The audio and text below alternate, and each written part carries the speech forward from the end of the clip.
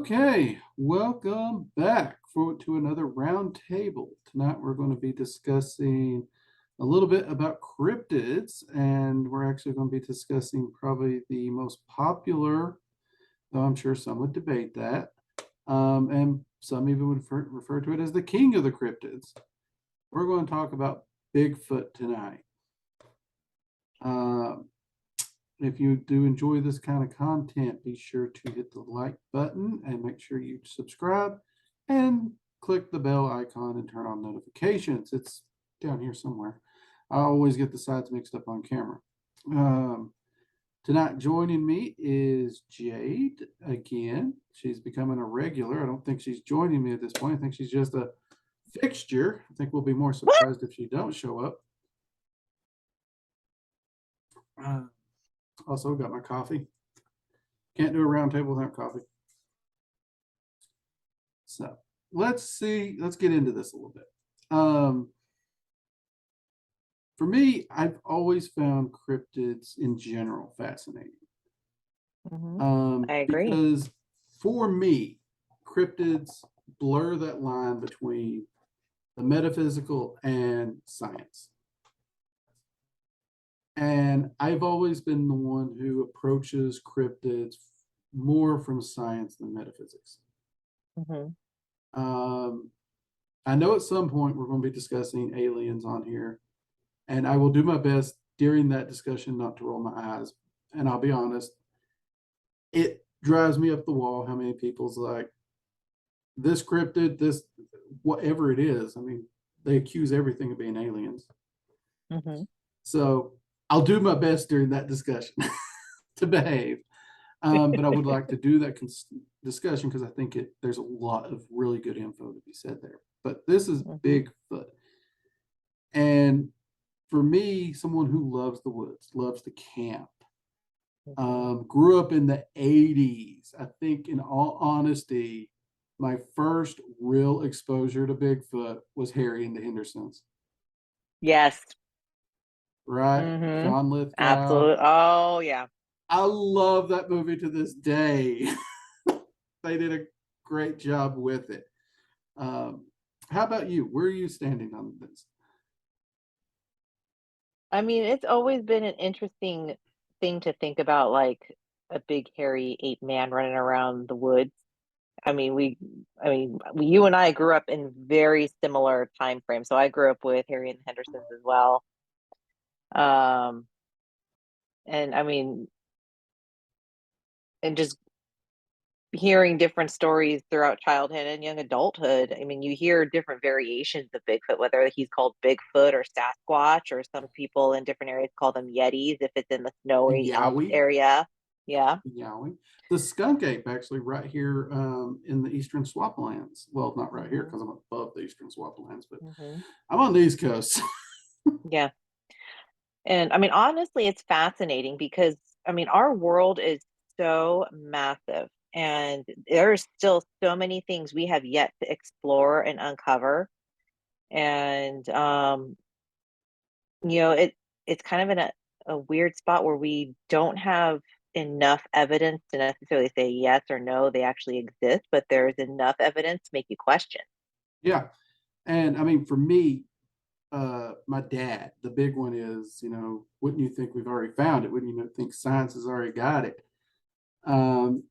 And I would always point out to him the new species that we're finding daily almost. And, most people's like, well, those are usually insects or spiders. But I think it was just like in the last couple years-ish, they found an entire massive herd of elephants. Elephants. No one knew that herd was there. It stayed hidden this whole time. And it is, so if something like an elephant can stay hidden, we have to look at something a little bit smaller with a critical eye. And you got to take it to the perspective of the woods are their home. It is their, like, and another thing is that they may not want to be found. They may see us as a possible threat, but they may be hiding from us. And they know all the ins and outs of the woods, so they know how to hide. They know where to stay hidden and what things to do to distract and, you know, And to be keep fair, going hidden. into the woods with my brother and his friends, I'd hide too. Hmm. But I mean, you are right. The woods are their home. I grew up in bear country, Hmm. and you know, it. You could find people that have stories of seeing a bear. I mean, Hmm. there's actually a golf course where bears wander across it at random.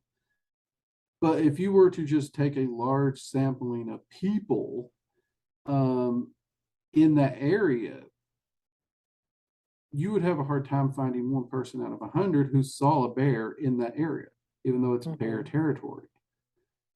Now, these are very, very common animals we know exist. We know they wander into human territory quite often, Hmm. but even they go unseen by most people Hmm. within that population. And half the time when you see a bear, people don't believe you either. Hmm. I literally remember the golf course when everybody swore up and down that the groundskeeper was crazy until a golfer came in with a picture. So, I mean, large animals can go unseen in their habitat. Yeah. Um, and that's one of the things that, for me, when it comes to the Bigfoot and the Hmm. Sasquatch, that I do look toward because originally footprint evidence I didn't give a lot of credibility to because of the whole, strapping boards to your feet and thump, thump, thump. Hmm. Um, however, over the years, there's things that have come up with the footprint evidence that to me is very, very intriguing. What? Sorry, with your background, it looks like you're just a floating head. I'm a floating head. Look at me. Okay, trying this out. We'll see. If the audience doesn't want Um, me to be a floating head, I can turn it off next week. Um, Now, interestingly enough, though, I did watch several Sasquatch hunting videos or finding videos per se, and I was actually kind of surprised that some groups were just trying to hunt him down based off of just like woohoo noises heard in the woods. yeah, yeah, howling and whatnot. Mm-hmm. Now, I want to make this very clear for all the time I've spent in the woods and all the time I've done cryptid investigations and whatnot. To the best of my knowledge, I've never seen a Bigfoot. Mm-hmm. I've seen a lot of weird stuff. I ain't never seen a Bigfoot. The closest I've ever came to seeing something in the woods, I'm pretty sure is a bear. Again, I grew up in bear country. Mm-hmm. But you are correct. I spent some time in the Pacific Northwest, and we're going to have to shut this background off because now that's starting to bug me, people. How do I turn this off? I don't know.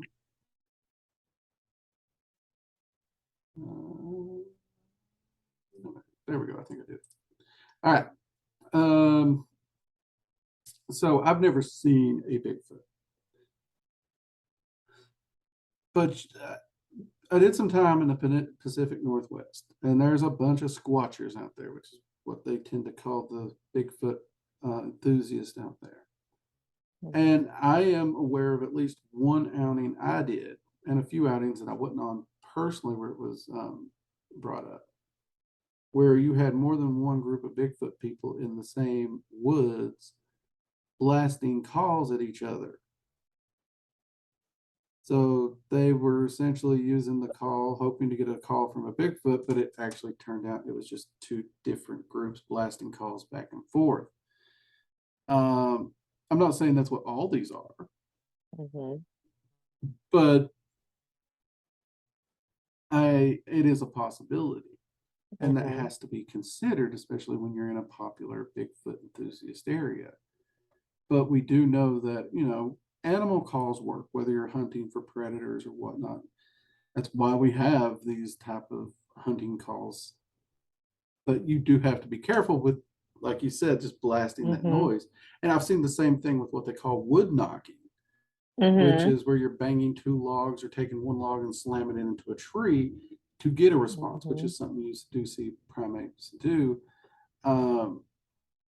And it was the same group I went out with, which I'm going to go ahead and say I did not stick around with that group long. But yeah, and the irony with their wood knocking, they just did it poorly because they split up and they weren't more than a mile from each other doing it. So they contaminated their own site. Oh, geez. But those are things that animals do, and if you're trying to hunt an intelligent animal with some form of communication, it does make sense to utilize it. Is a response a proof of a Bigfoot? Unfortunately, no. No. I will give it this. Response is definitely something out there responding to what you're doing, or someone else out there doing the same thing you're doing, looking for a response, and you're just, So you do have to consider how many people may be in the area. That is a big one. Now, what are your thoughts on people supposedly finding, like, I guess you would call it like resting places or nests that are in like elevated locations? Yeah. I'll be honest, I'm not sure about the nests. I've seen a lot of nests and beddings by different creatures, bears and whatnot, where they may hunker down during the day or during the winter. I've not seen any evidence of a Bigfoot nest that strictly says this is a Bigfoot nest. What I have found interesting is in the footprints, we're seeing injured feet, like, blunt force trauma to a foot that didn't heal right because it didn't get medical attention. We're seeing this in tracks, and we're actually having it, they're getting the track examined where an anthropologist can actually show how this track is deformed like an injury that they can identify. And then there's the tracks that have the mid-tarsal break, essentially, where the human foot's just kind of like this. Primate foot has like almost a hinge about here where the heel can move separate from the rest of it. And we're seeing Bigfoot tracks that show evidence of this, which most of your hoax people doing a hoax wouldn't know about, and B, you actually can't mimic that easily, because even if you carve like, let's say you have one of these tracks that has it, and you carve that into wood and strap it to your feet, you don't have the locomotion to reproduce the track the same way. Even if you have the shape of it, you can't reproduce the locomotion. So to me, that's compelling. Yeah, absolutely.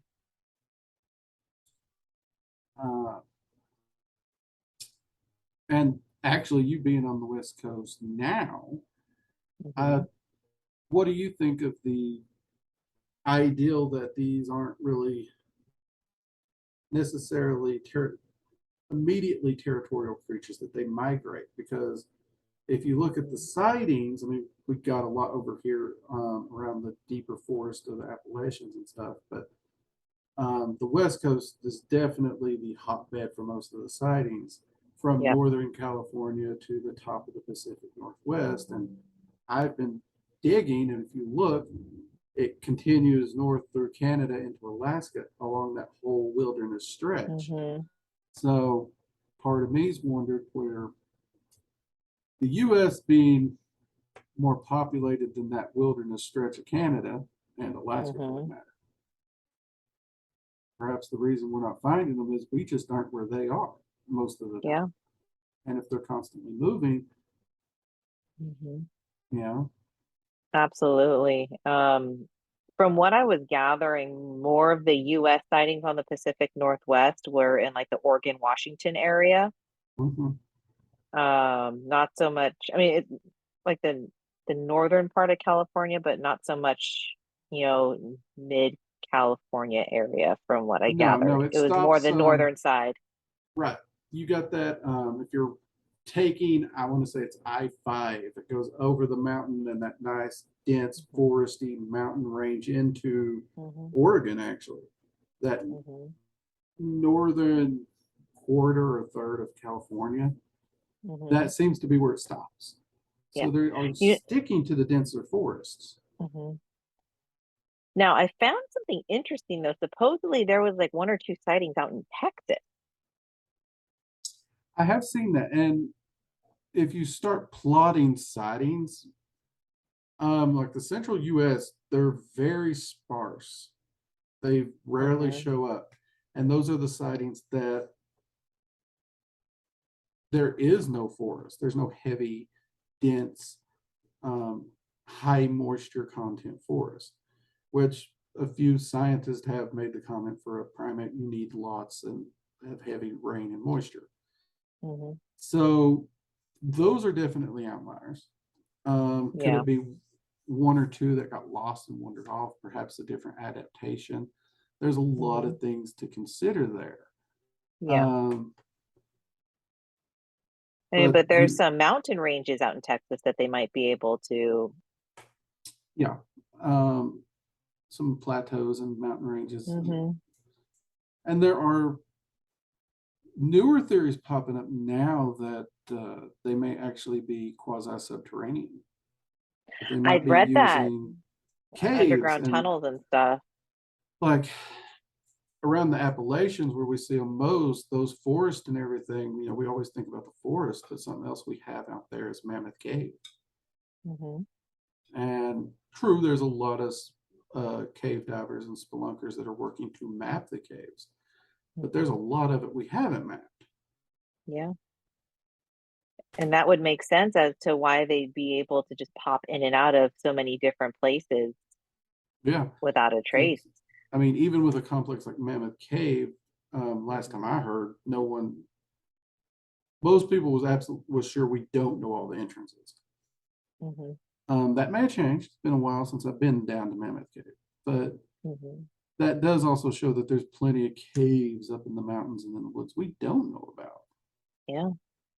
And how deep of a cave would they need? We don't know. I mean, Mhm. um, at the same time, there's plenty of stories along the Appalachian Mountain of just random hermits that go up in the Appalachian Mountains and we don't see them again Mhm. until some hiker unfortunately wanders upon them and there's this crazy Yeah. man in the woods.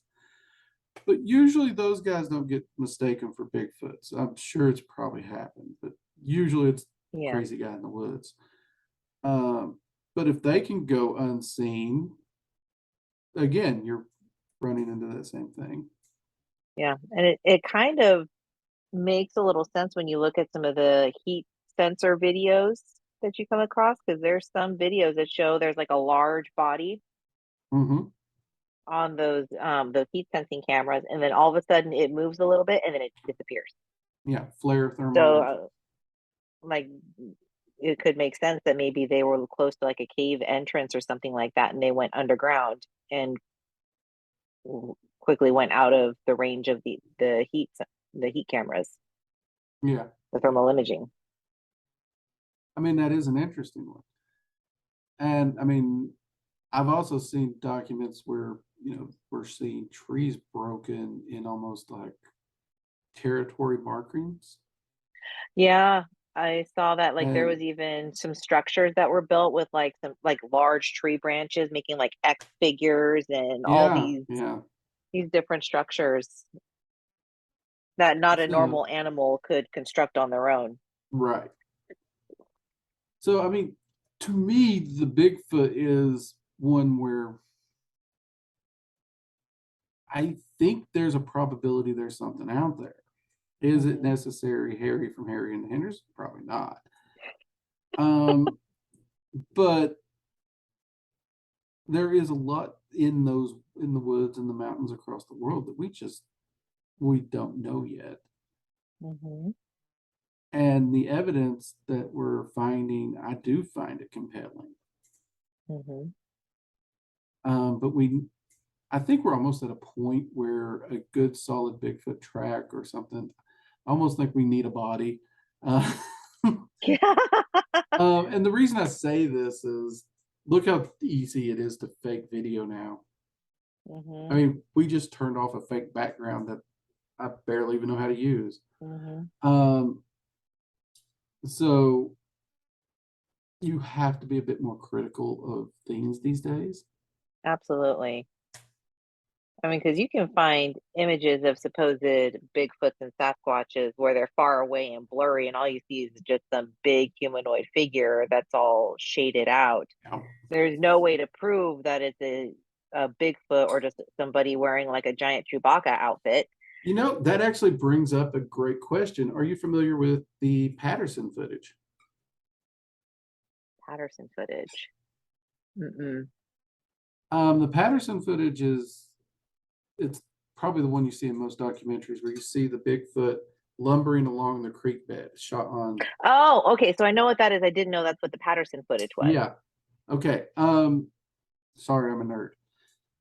So one of the interesting things that I saw that they did was, instead of trying to determine necessarily, is this a person in a suit or is this just a person, trying to figure out and clean up the film in its entirety.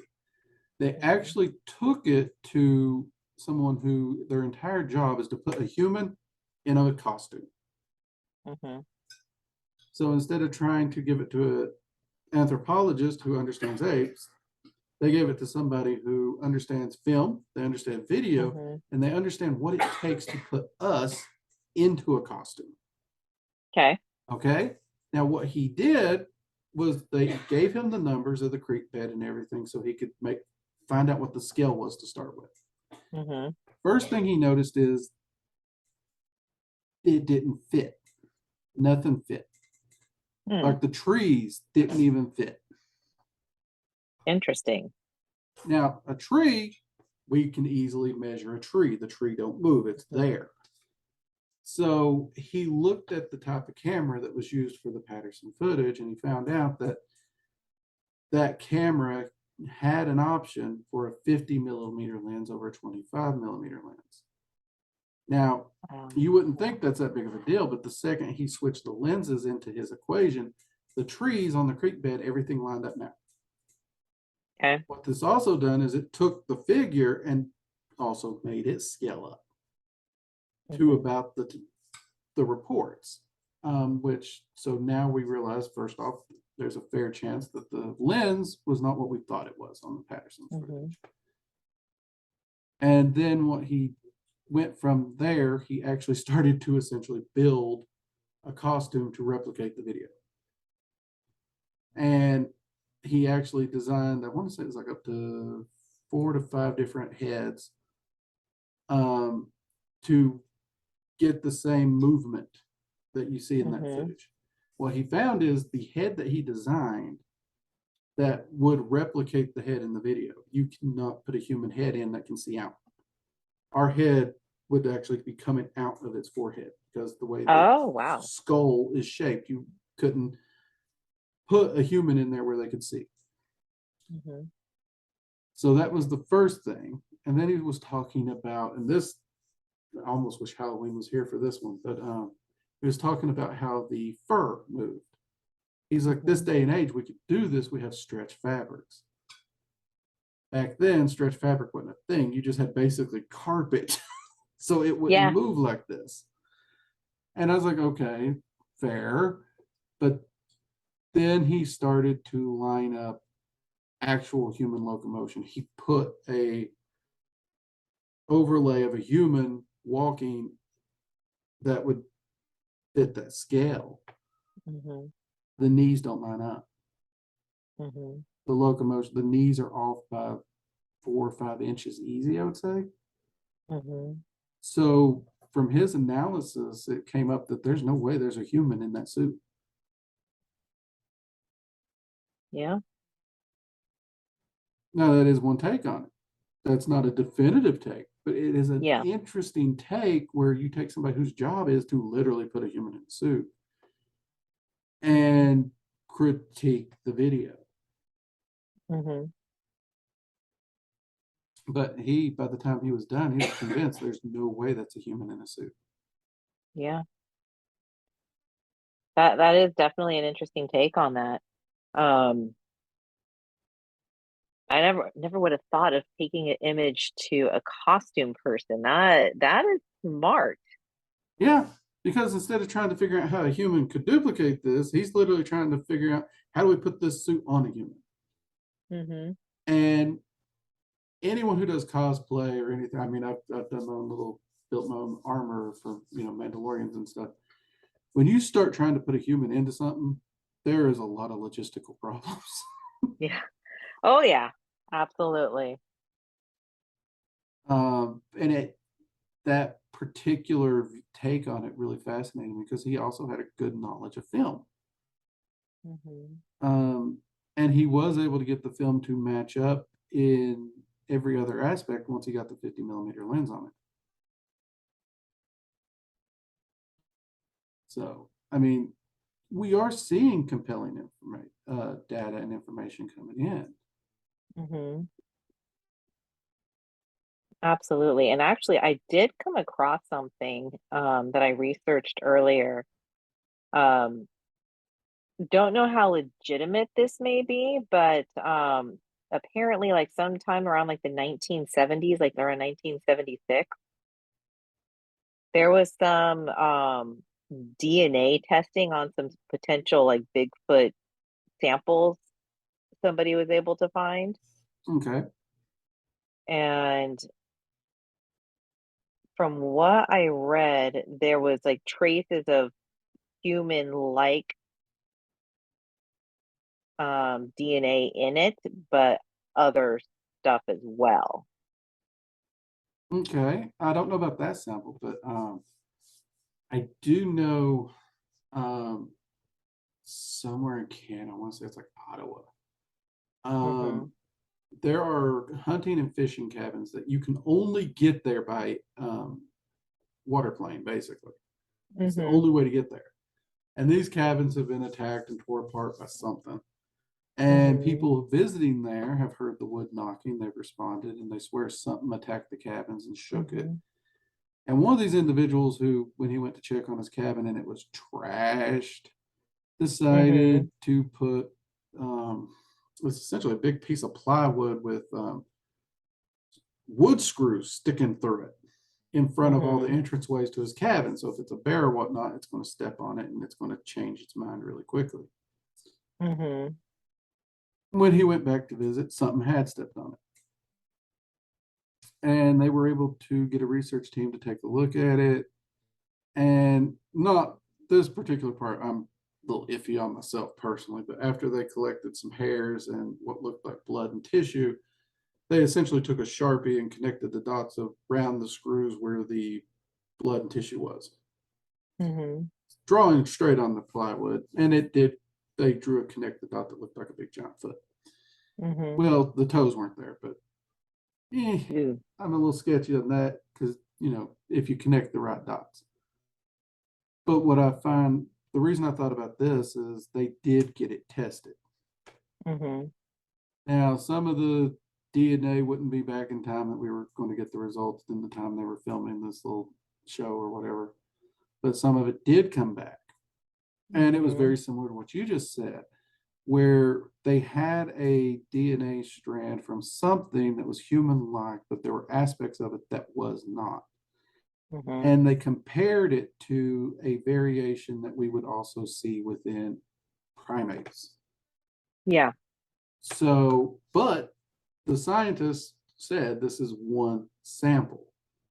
Mm-hmm. We would need to get more samples before we could definitively say that this is a consistency. Yeah. But we are seeing that there is DNA showing up in different areas. Now, you said the 70s. I didn't know DNA went that far back. It probably does. My wife would know better than me. Because DNA testing it's still progressing big time. Yeah. I mean, back then it was still in its very infancy Yeah. of everything. So it might not have been very accurate, and those results could be very questionable compared to the technology we have today. And if we were to run the same samples today, it might come out with something completely different than what they saw back then. It could. I mean, so, but you can't knock it that people globally, before people traveled globally, are telling stories about these ape-like humanoids. I mean, even the word Sasquatch comes from a Native American word that sounds very familiar to it. But and for me, it is one of those interesting ones. And I do find it neat that modern lore, these animals all seem very, very peaceful. We don't hear a lot about, like, the tales we're getting out of Canada where this thing's wrecking cabins and stuff. Yeah. It's Or even, if you get it trying to run from off people.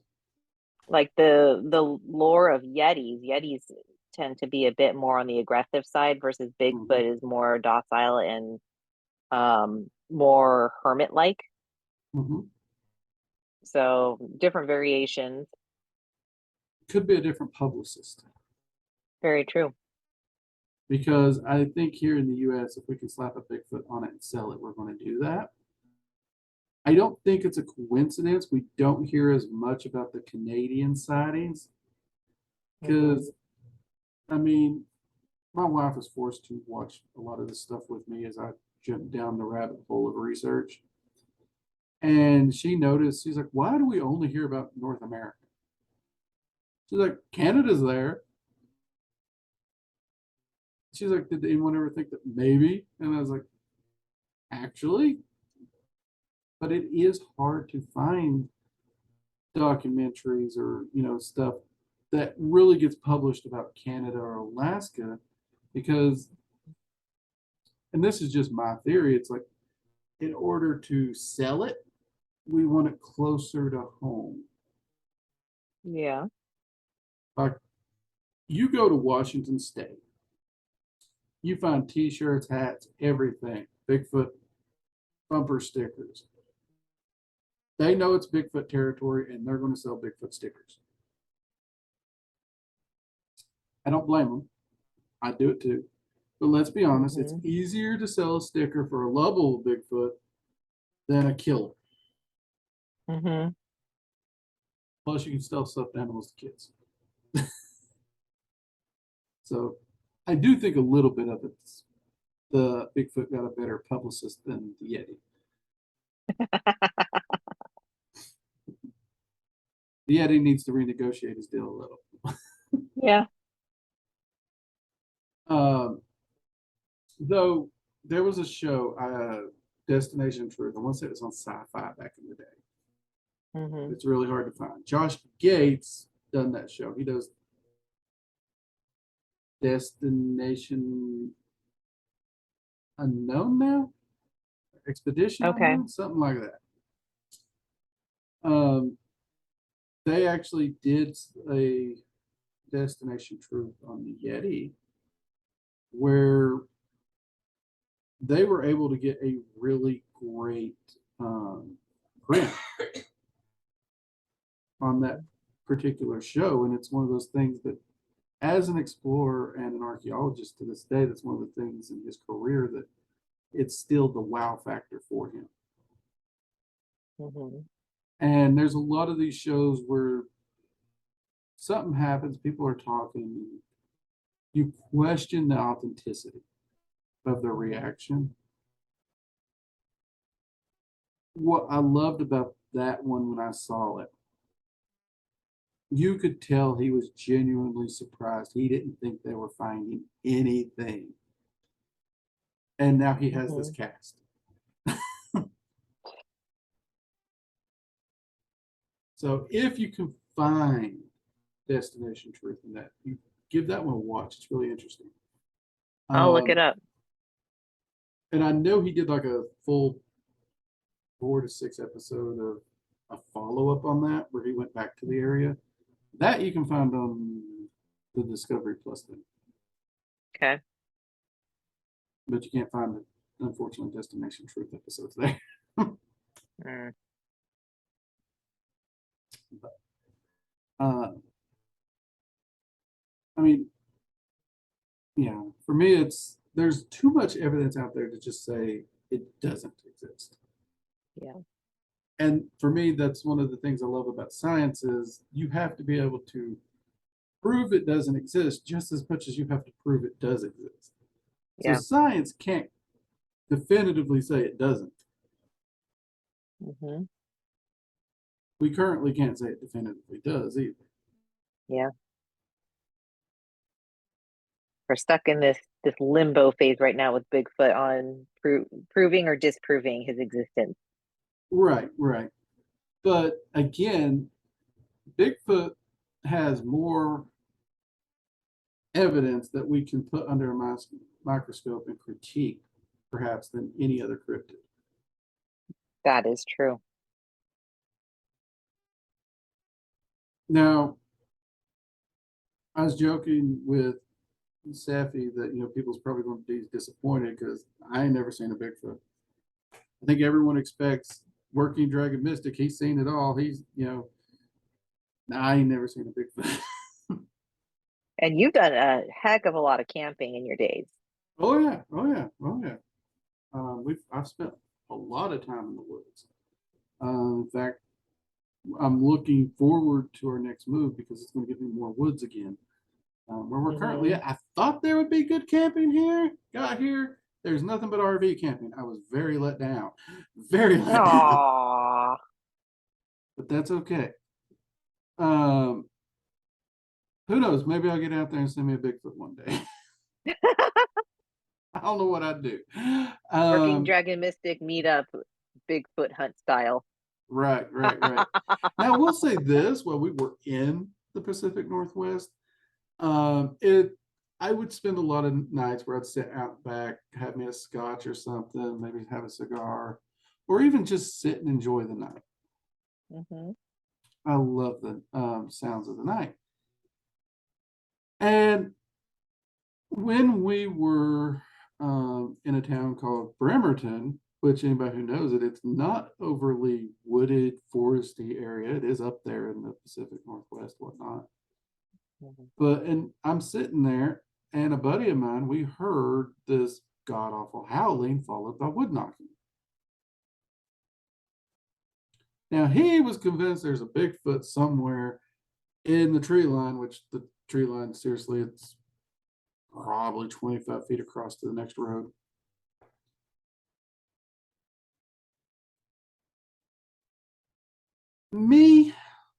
Now, Jim, to his dying day, that was a Bigfoot. We heard a Bigfoot. That was it. I actually think it's more likely that one of the Bigfoot groups, which there's a few in Bremerton, were testing their wood knocking and their calling system.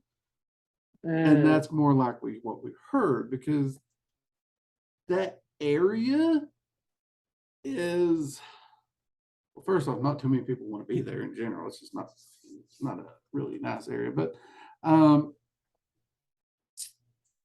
it's urbanized. There's not a lot of woods. Yeah. It's not the kind of place you would expect a Bigfoot to be traversing, much less making calls or banging on a tree. Yeah. Any of the territorial behavior you wouldn't expect. Yeah. If a Bigfoot's crossing Bremerton, its only thought is, how do I get out of here? Yeah. So can you imagine putting yourself in a Bigfoot's shoes in the forest and you seeing all these wacko humans running around, knocking on trees and howling? Yeah. I would want to get the heck out of Dodge and be like, these people are nuts. You know what? Actually, I got to tell myself here. So, it was actually when we were in Washington that I first heard of the Dresden Files.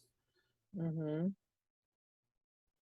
I had never heard of these books. I kept getting compared to this crazy freaking wizard in these books. As well, you're just like Dresden in this. You're just like, it's like, I don't know what you're talking about. I don't get the reference. You're making me feel old. Quit. I finally broke down and read them. Well, I got to that point where you're between books, and then they got like these little short stories, right? Mm-hmm. There's actually a short story where he's hired by Bigfoot. Oh. This is probably one of the most adorable stories next to Harry and the Hendersons that I've seen. Mm-hmm. And they associate Bigfoot with a forest people that were friends of the Native Americans. There is a magical, mystical concept to them, but they're also extremely intelligent. I will admit that one was a lot of fun. I think the book it's in was called Side Jobs, if anyone's interested. But it does show that we do have a culture that loves these cryptids, for better or worse, for fact or fiction. And one interesting concept that a buddy of mine threw out there that, I'll be honest, I try to keep it in science. I do. Give me the footprints, give me the hair, give me the DNA. He pitched a thought process that I don't know where I'm at on it, but I'm going to throw it at you and see what you think. He asked the question, what if Bigfoot, and the reason we can't find it is it's more fey in nature, and it has the ability to manifest physically and exit the prime material plane. That is now, an interesting you know theory. me and my science, and that's a little Dorothy over the rainbow for me. Yeah. That is an interesting one. I mean, because you and I both know the Fae and know that they could easily phase in and out of the physical realm. Yep. And we do know that the Fae come in all shapes and sizes. And that is a very legitimate theory. I mean, there's really no way to prove it unless if we actually find a Bigfoot and talk to it. No, you're right.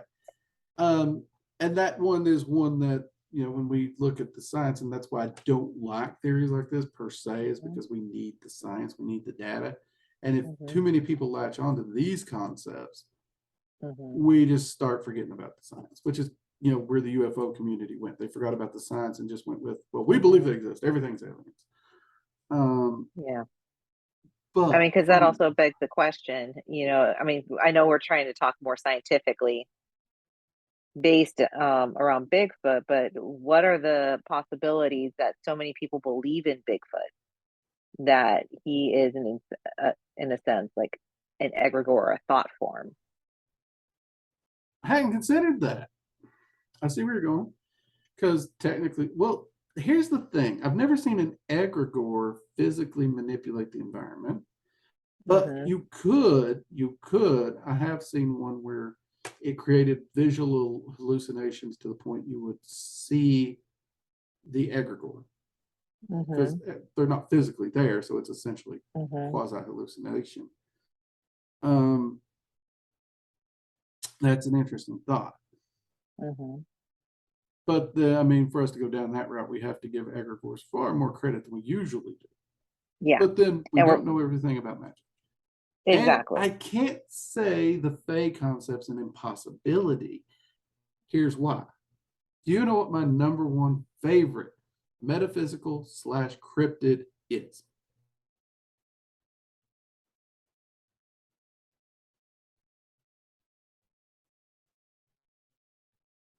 No.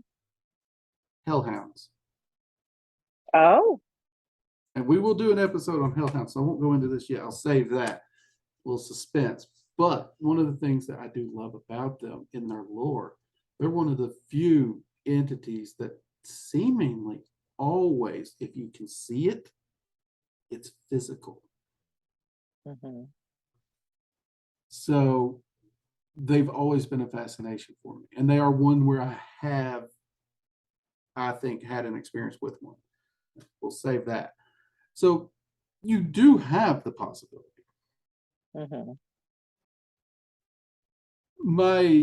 I guess my thinking on this is, even if we take the Fae theory, in order to prove that, we still need to find the physical evidence.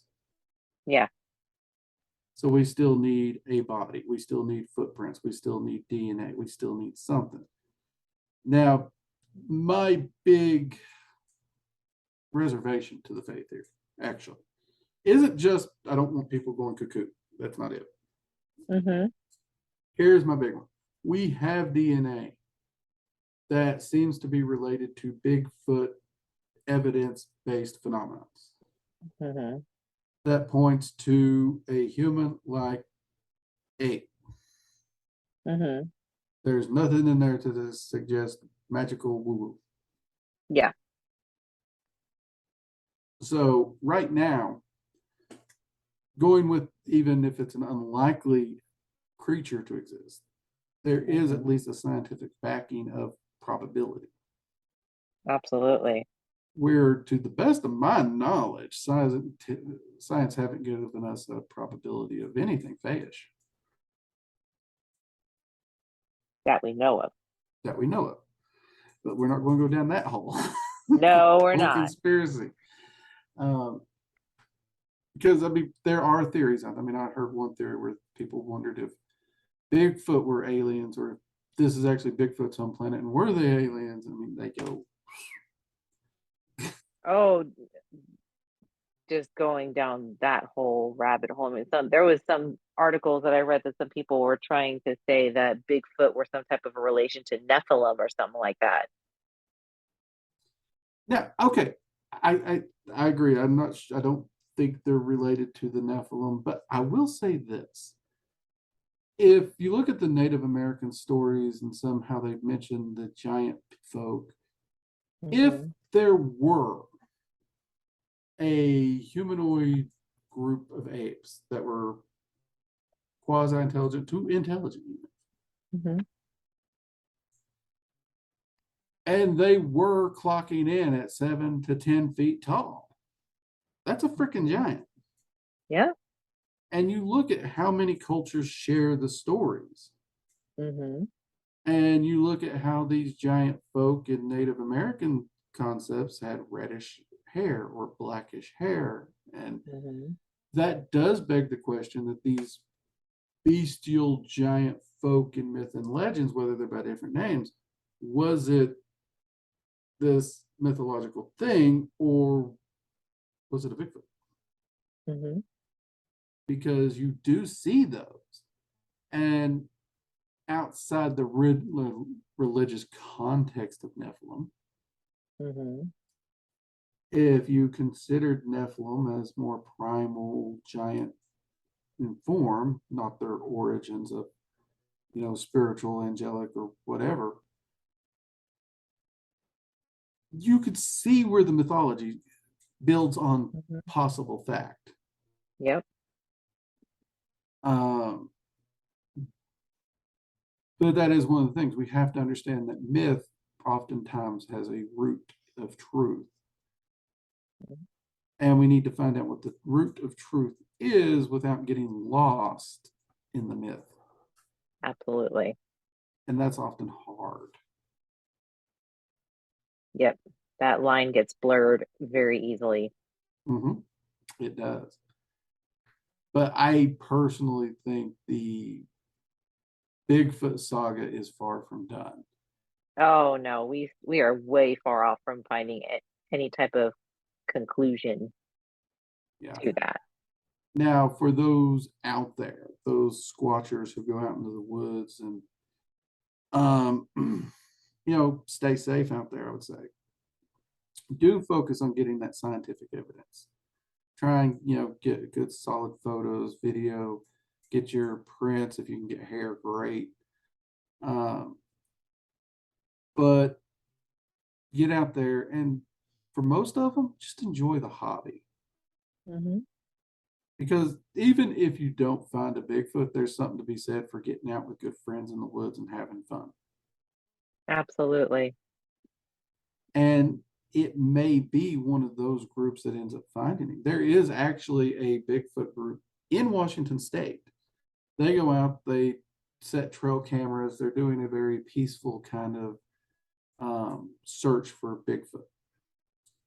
Now, most of these groups get made fun of. Oh, you're going out there, you're spending your weekends hunting Bigfoot.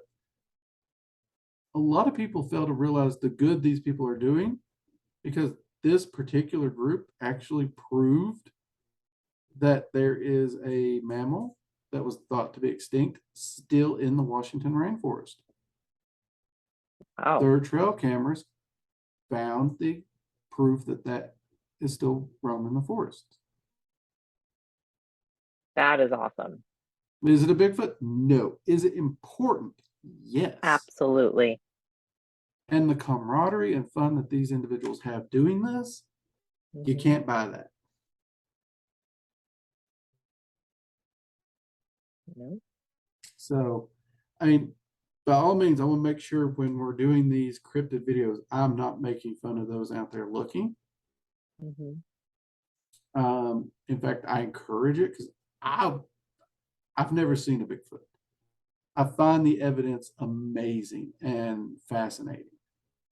And I'm personally in the camp of I completely think it is probable for this creature to exist. And it surprises a lot of people with how much of a realist I am in most things, that I believe it's probable. And when I start talking about migrations and the mid-tarsal break, and they're like, oh, I didn't know that. So there's been a lot of people who say absolutely not possible that I've converted accidentally, I guess. But I find the research fascinating and the probability. So I actually do hope we find something definitive one day. But I have to ask, where are you? Probable, improbable? I think there's enough evidence to say more likely probable. More likely probable. It's just the matter of finding them. Yeah. And that's not to say there's not any hoaxers out there. Oh, I know there are many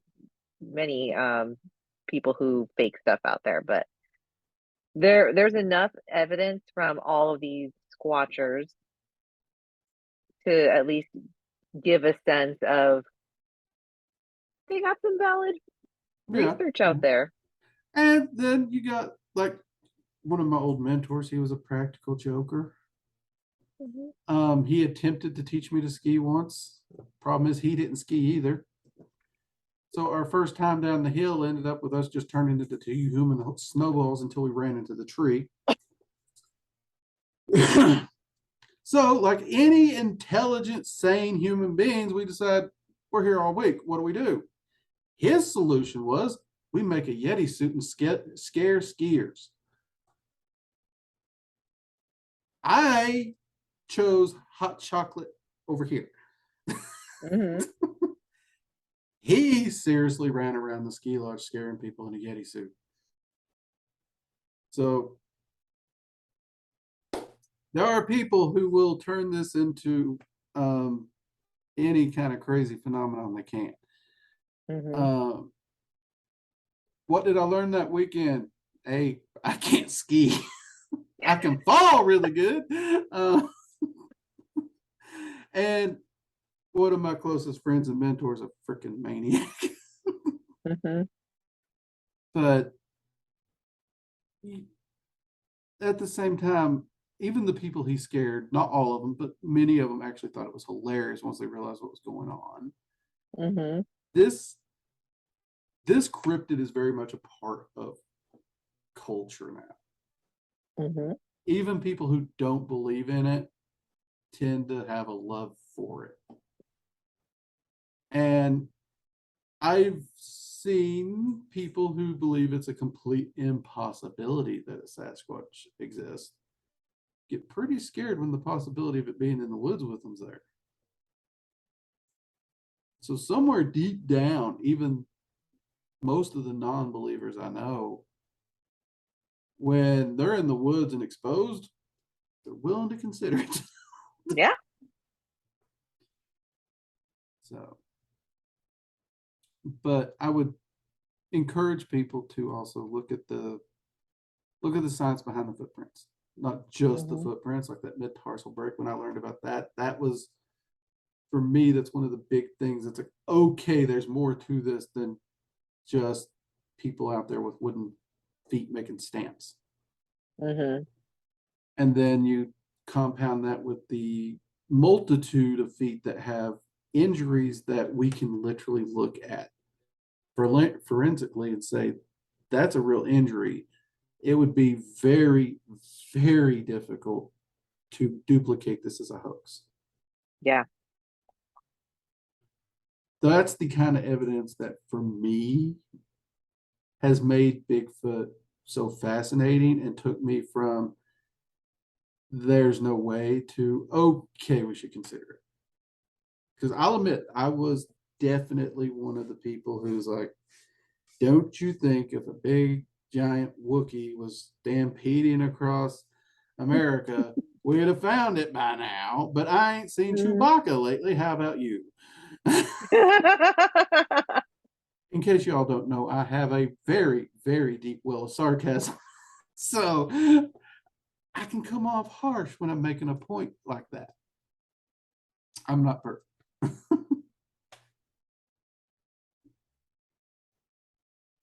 So yeah. and be careful, because there are enough reports that say this thing might not be peaceful. I mean, in general, going out into the woods, you always want to be careful and mindful of your surroundings, because even if it's not a Bigfoot that you're dealing with, there's still very feral animals out there that are known to attack. Yeah. Yep.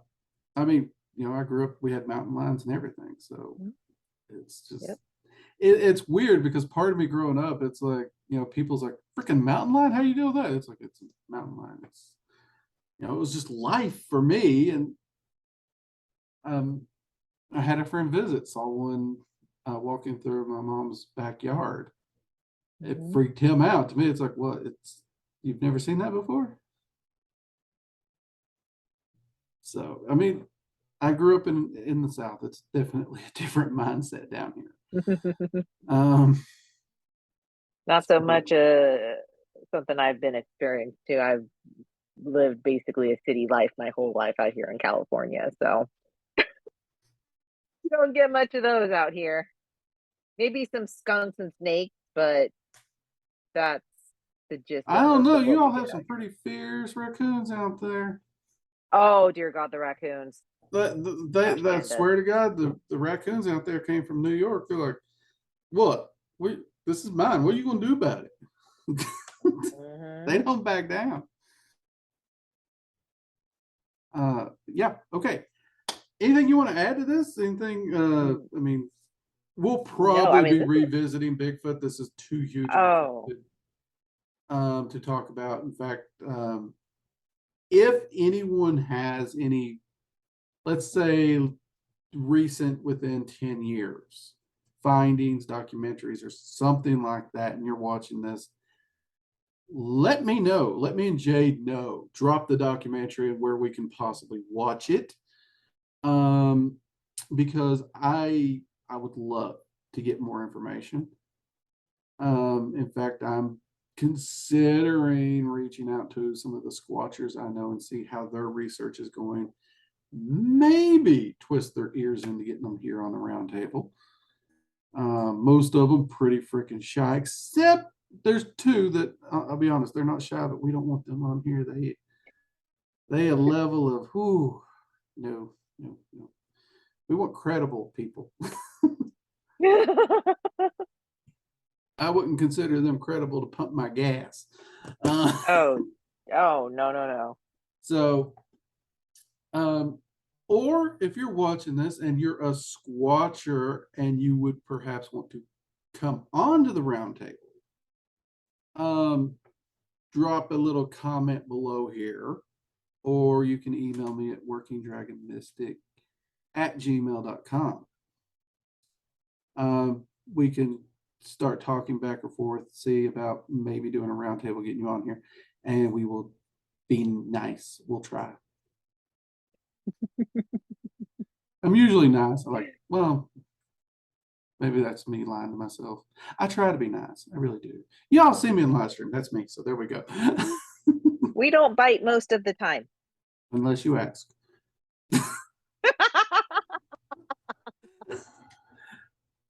All right. So yeah, that's it. Yeah. Jade, if you see a Bigfoot out there, you better let me know. Make sure you get some pictures. I mean, it would be a really I weird know you're Bigfoot to pretty be far rolling below the tree around line a, out there, so yeah. I you're mean, not maybe going to he see wanted one to get a unless he's in summer a stroll in Corvette the or something. sun. Yeah. Catch him driving down the Bay Area. Oh my God. I mean, I could make a Bigfoot sighting if I threw my husband in a Chewbacca costume and just make him stroll down the street. Would your husband let me do that? Is there any way we could like rent a convertible, put your husband in a Chewbacca costume, and send him driving down the Bay Area and catch video of this as he's driving by waving at people? They're like, what the?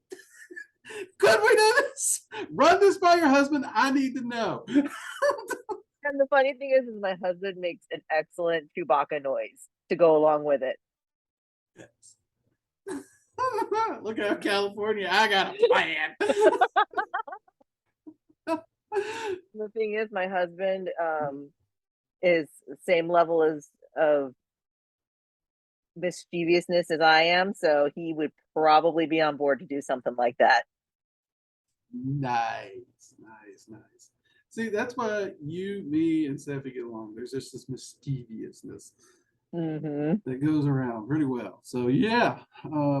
So people, if you see a Bigfoot driving a convertible in California, it may or may not have something to do with us.